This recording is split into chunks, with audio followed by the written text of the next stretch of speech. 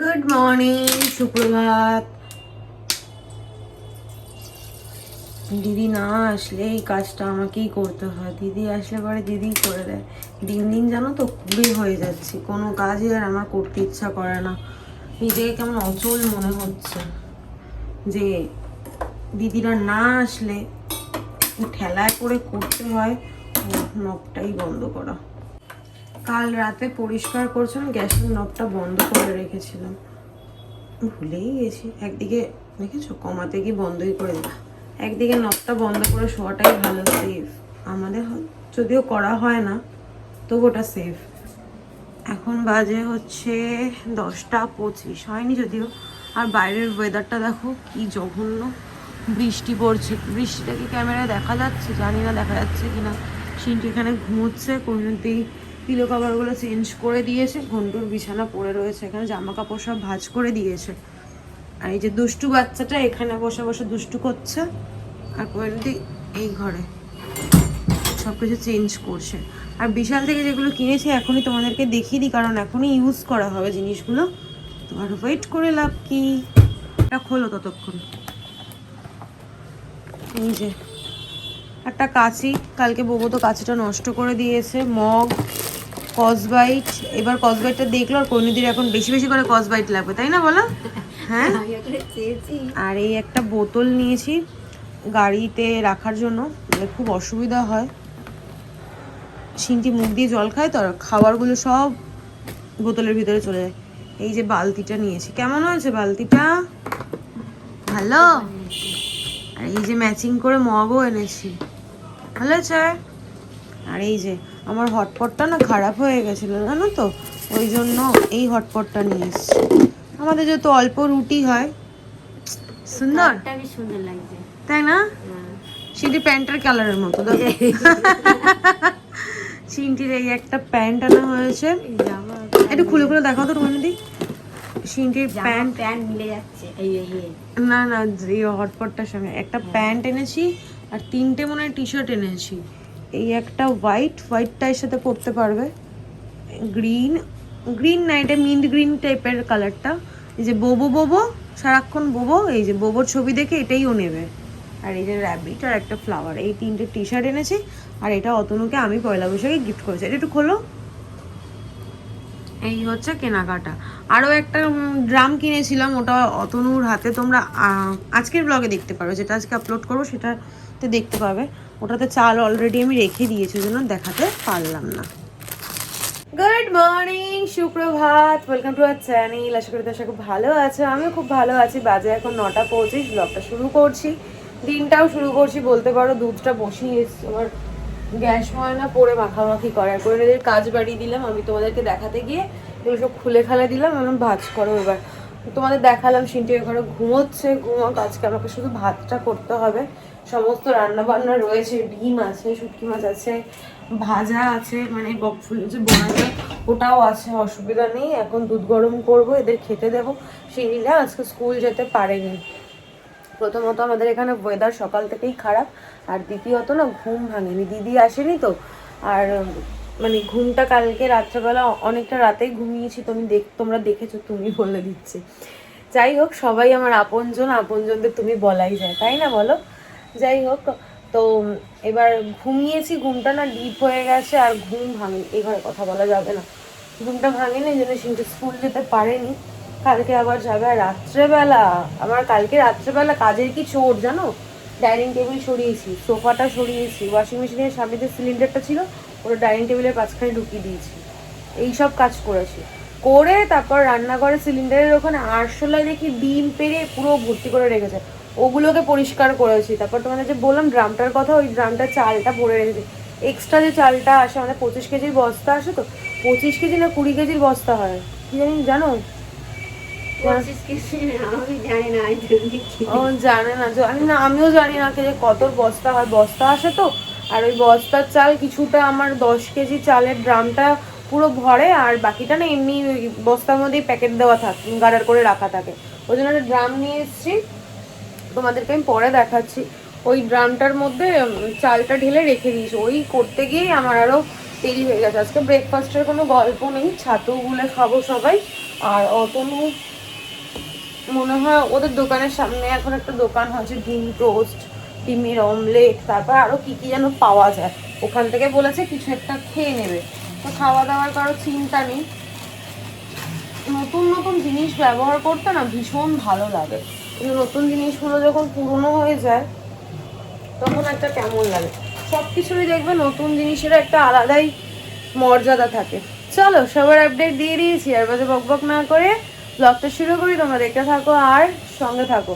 কোনোদিন বসে রইলে কেন, এটা ছিঁড়ে গেছে আমার কপালটাই এও, ছেঁড়া ফাটা যা আছে, গরিব মানুষ যা পাবে তাই তাই তার কোটিপতি আম্বানির নাতনি নাকি,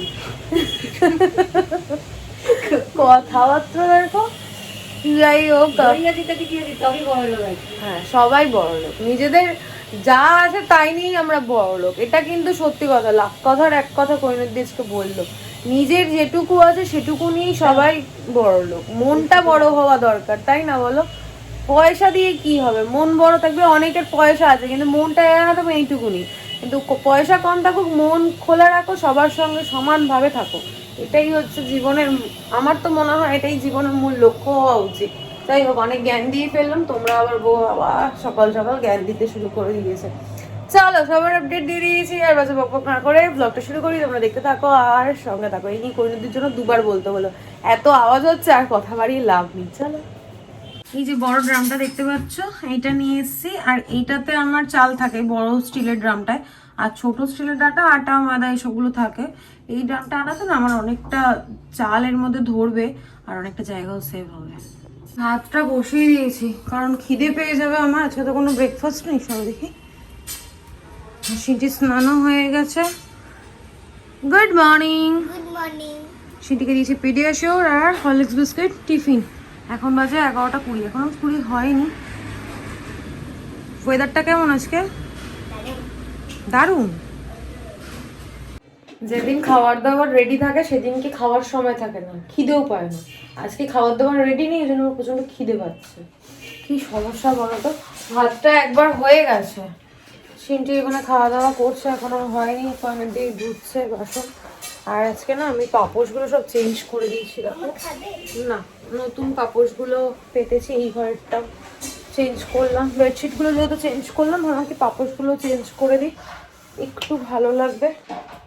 এই হোমলেখা পাপোশ দুটো নিয়ে এসেছিলাম, তোমরা দেখেছো। শুধু এইখানের পাপোশটা না চেঞ্জ করতে পারিনি,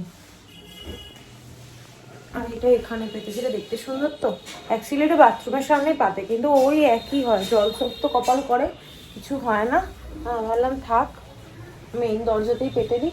এখন আমি বসে ব্লগটা এডিট করি, এডিট করি বলছি কেন, এডিট হয়ে গেছে, আপলোড করি। ততক্ষণ কৈনদিনও হয়ে যাবে আর আমার ভাতটা ততক্ষণে হয়ে যাবে, তো খেয়ে দিয়ে নেবো। ঘড়ির কাটার সময় এখন 12:30 না, সরি 12:35। সিন্ডির হোমওয়ার্ক কমপ্লিট করালাম, ব্লগটা আপলোড করলাম, মনালির কাছাকাছি হয়ে গেছে। এখন বাথরুমটা পরিষ্কার করছে, আর আমার দিকে ভাতও হয়ে গেছে। এখন ফ্রিজ থেকে খাবারটা বের করব, আগে খেয়ে নিই, খেয়ে দিয়ে নিয়ে তারপর হেয়ার কালার করব, তারপর ডাস্টিং করে ঘরটা মুছে স্নান করে নেব। এই কারণেই তাড়াতাড়ি করে কাজগুলো করব। তোমাদের বলেছি কিনা খেয়াল নেই, সুমনা আজকে আসবে, তো এক হাতে খাবারটা বের করতে পারবো না। তোমাদের সাথে কথা বলে নিই, তারপর খাবারটা বের করছি। সুমনা আসবে তো ওই জন্য তাড়াতাড়ি করতে হবে। তারপর আজকে ওর ড্রয়িংয়ের আন্টিও আসবে, তো সব কিছু একবারে তাড়াতাড়ি করে কমপ্লিট করতে। সকাল থেকে মায়ের সাথে ফোনে একটু কথা হয়নি, মাকে ফোন করলাম, ফোনটা ধরলো না, জানি না কাজে হয়তো ব্যস্ত আছে, ওই কারণে হতে পারে। আর কালকে রাতে আমি কি কি করেছি তোমাদেরকে একবার দেখাই। এখানে আগে ওয়াশিং মেশিনটার এখানটায় আগে আমার সিলিন্ডারটা থাকতো, কালকে রাত্রেবেলা মাথার পোকাটা নড়ে উঠেছে, তারপর সিলিন্ডারটাকে এই যে টেবিলের এই কর্নারটাতে জায়গা আছে একটু, এখানটায় রেখে দিলাম। আর ওপরে এই যে স্নেক প্ল্যান্টটাকে রেখে দিয়েছি। ব্যাস এখন আমার ঘরটা একটু পরিষ্কার লাগছে, কারণ এই যে দরজাটা এখান দিয়ে ঢুকেই যদি ওখানটা একটা জঞ্জাল মতো জিনিসটা যতই কভার পরিয়ে রাখে যাই করি। আর দেখো টেবিলের সঙ্গে না কাভারটাও পুরো ম্যাচ হয়ে গেছে না। আর এই ছোট ছোট সব ঠাকুরগুলো সব গাড়িতে ছিল, গাড়ি থেকে নিয়ে এসছি। চলো, আর কি, এই পোকাই নড়েছিল, তারপর চালের ড্রামটা যেখানে রেখেছি দেখালাম, ওইখানে না আরশোলা পুরো ডিম পেড়ে একাকার করে রেখেছে, ওগুলো সব পরিষ্কার করলাম। ওই নোংরা ঝাড় দিচ্ছিলাম দেখলে, ওই করতে গিয়ে আমার আরও লেট হয়ে গেছে। কালকে শুয়েছি তখন প্রায় 4:15-20 হবে। ওয়েদারটা ভালো দেখলাম, বৃষ্টি হলো, তারপর একটুখানি রোদের ঝলক উঠলো। ভালো দেখে ওয়াশিং মেশিনটা চালিয়ে দিয়েছে, আর কোহিনুদি এগুলো সব হাতে কেচে দিয়েছে। একটু ভালো জামা কাপড়গুলো না আমি হাতেই কোহিনুদিকে দিয়ে কাচাই, যখন যে কাজ করে তখন সেই কেচে দেয়। আর এমনি নর্মাল যেগুলো জামা কাপড়, নাইটি বলো, বিছানা চাদর, সব ওয়াশিং মেশিনেই কাচি। আমি কাচতে আগে পারতাম, আগে গামলা গামলা কাচতাম। ওই যে বলে না স্বভাব নষ্ট হয়, ওই রকমই আমার নষ্ট হয়ে গেছে। এখন না হাতের এই জায়গাগুলো প্রচণ্ড ব্যথা করে, আর বাবু হওয়ার পর থেকে তো বসতে পারি না, কোমরে প্রচণ্ড ব্যথা, এই কারণে কাছাকাছি করতে পারি না। আবার লোকে বলবে ফুটানি, তারপর আরও অনেকে জানো তো, অনেকে না অনেক কথা বলে, তো সব কথা গায়ে মাখলে কি চলবে বলো? নিজেকে নিজেই সান্ত্বনা দিই যে লোকের মুখ আছে বলবে, আমি কজনের মুখ আটকাতে পারবো, তাই না? তো আরও একটা কথা তোমাদের সঙ্গে শেয়ার করি, এই জাস্ট টুসিদির সাথে আমার কথা হলো, তো কিছু সময় দেখি কি কোনো কিছুতে যদি আমি আপসেট হয়ে যাই, টুসিদির সঙ্গে কথা বলে আলোচনা করলে বেশ তখন বেশ ভালো হয়। আমি কি জানি কিছু ব্যাপার নেই না, খুব আপসেট হয়ে যায় মাঝে মধ্যে, যখন দেখি যে লোকে চারটে বাজে কথা বলছে, বাজে কমেন্ট করছে, আমার কেমন যেন মনে হয় আমি কি সত্যিই এরকম, আমি কি এতটাই খারাপ, লোকে কেন এত খারাপ বলছে? তখন টুসিদি বোঝায়, লোকে তো তোকে খাওয়ায়ও না, পড়ায়ও না, থাকতেও দেয় না, তাহলে লোকের কথা এত কেন ভাবিস? এই কথাগুলো যখন বলে না, তখন কোথাও গিয়ে একটা পজিটিভিটি ফিল করি। আর নালে চারিদিকে এত নেগেটিভ মানুষজন, তো সেই নেগেটিভ মানুষজনগুলোর জন্য নিজেকেও কখনো কখনো নেগেটিভ মনে হয়। আমি বেশ ভালো আছি, আমার ফ্যামিলি নিয়ে আমি সত্যিই খুব ভালো আছি। এটাই হয়তো অনেকের ভালো লাগে না, তাই জন্য এরকম ভুলভাল কমেন্ট করে, মন্তব্য রাখে। তোমরা তোমাদের মতো মন্তব্য চালিয়ে যাও। আর কিছু কিছু ভালোবাসার মানুষও আমার আছে, যেমন তাদের নাম আমি সবসময়ই করি, সবার কাছেই করি। আমার প্রথমত তো মা, অতনু, টুসিদি, অঞ্জনাদি, তারপর বলে শিনু, এরা তো আমার আপনজন। এরা বাদ দিয়েও যাদেরকে আমি চিনি না, জানি না, যারা আমাকে ভালো ভালো কমেন্ট করে, তারাও আমার খুব প্রিয় মানুষ। আমার খুব ভালো ভালো কথা বলেই না, তাদের কথা যখন আমি কমেন্টগুলো পড়ি না, তাদের কথার টোনটা শুনলেই বোঝা যায় তারা খুব ভালো মনের মানুষ, তাই জন্য লোককেও ভালো কথা বলতে পারে। আর যারা খারাপ মনের মানুষ, তারা সবসময় খারাপটাই ভাববে, মাথাতে আগে খারাপটা আসবে, ভালো না। ওই কিছু হয়তো অ্যাড দিচ্ছে, ওই জন্য গান বাজছে। যাই হোক, ভিডিওটা যেন কেটে দিলাম, তো ওইটাই বলার জন্যই ক্যামেরাটা অন করলাম যে পজিটিভটাকে এবার থেকে নেব, নেগেটিভগুলোকে দূরে রাখবো। যদিও আমি সেটাই করি, কিন্তু কোনো সময় না আমার ডিমোটিভেশন হয়ে যায়, যে আমি মাঝে মাঝে ভাবি, খারাপটাকে নিয়েও ভাবতে শুরু করে দিই। কখনো আর করবো না। চলো, পরে দেখা হচ্ছে, অনেক বকবক করলাম। এবার খেয়ে দিয়ে নিই, তারপর আবার জোর কদমে কাজবাজ করে স্নান করে এবার ক্যামেরা অন করছি।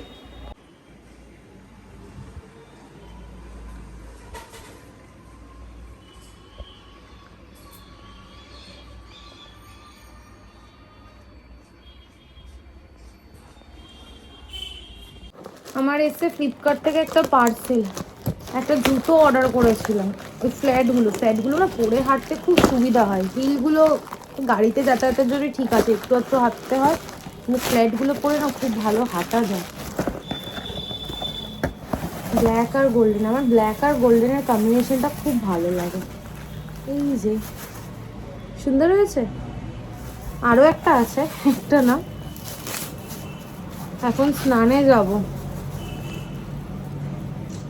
বাবু টিভির সাউন্ড একটু কমা, বাজে এখন 4:30। স্নান টান করে কিছুক্ষণ ওয়েট করলাম, সুমনাকে আসতে বলেছি দেরি করে, আর ওকে বলেছি 3:30, 3:30, 4:30। মহারানী এসছে 4:30-র সময়। ভালো লাগছে কিন্তু তোমাকে আজকে আইব্রোটা করেছো? আইব্রোটা ভালো হয়নি ঠিক, তাও না ভালো লাগছে। হ্যাঁ, অন্য দিনের তুলনায় আজকে ফ্রেশ লাগছে, মনে হচ্ছে মনে রং লেগেছে। ওই যাই হোক, চলো আমি এখন একটুখানি নিজেকে প্যাম্পার করে পরে দেখা হচ্ছে।